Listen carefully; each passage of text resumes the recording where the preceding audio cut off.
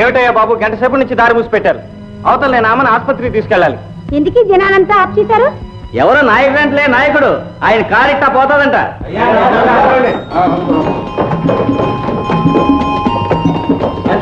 ఇదేనండి brandy sir యజమాని మానకాల స్వామి గారు. బాబాయ్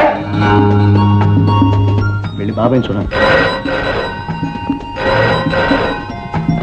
hello, call from Delhi sir. Delhi నుంచి ట్రంకా.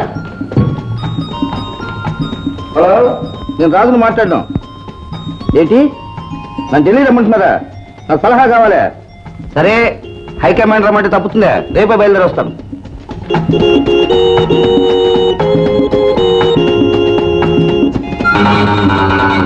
నమస్కారం. నమస్కారం నమస్కారం. ఎంతసేపు అయింది చూడ వచ్చి? ఇప్పుడేనండి. కూర్చోండి సార్. Brandy shop.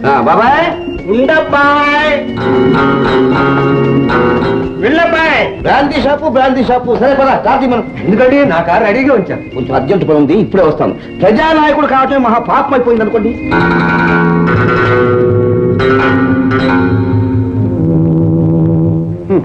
కనీసం కూర్చోమని కూడా అనలేదు కదయ్యా.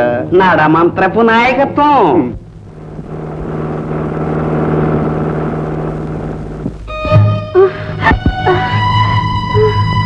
ఏమయ్య, ఆ అమ్మ నొప్పులు పడుతుంది, వినపట్టాలా?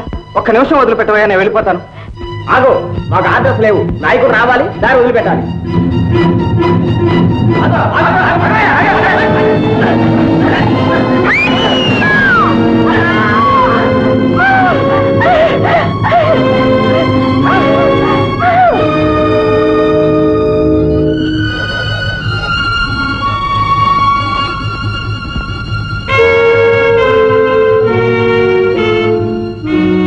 ఏమిటిదంతా?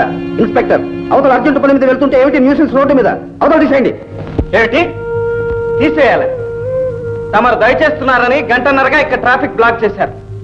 దాని ఫలితంగా ఒక స్త్రీ ఇక్కడే ఈ రోడ్డు మీదే ప్రసవించే గతి పట్టింది. వీటిని పోలీసులతో కొట్టింది కాకుండా ఆ అమ్మాయిని కూడా తీసేయాలా? తీసేసి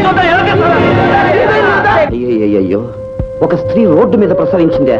పోలీస్ ఏమిటయ్యా ఈ అన్యాయం? మీరు మేము అంతా ఉన్నది ఈ ప్రజల కోసమే కదా. ఇది ప్రజారాజ్యం, ప్రజాస్వామ్యం. అలాంటప్పుడు నా కారు కోసం ఇంతమంది ప్రజలను ఇబ్బంది పెడతారా? సోదరులారా, తప్పెవరిదైనా సరే కారణం నేను. నన్ను క్షమించండి. ఒక పవిత్రమైన భారత స్త్రీ, ఒక వనిత, ఒక మాతృమూర్తి నడి రోడ్డు మీద ప్రసవించిందంటే అవమానం, దేశానికి అవమానం. మీకు అందరికీ నా నమస్కారం. వెళ్ళండి.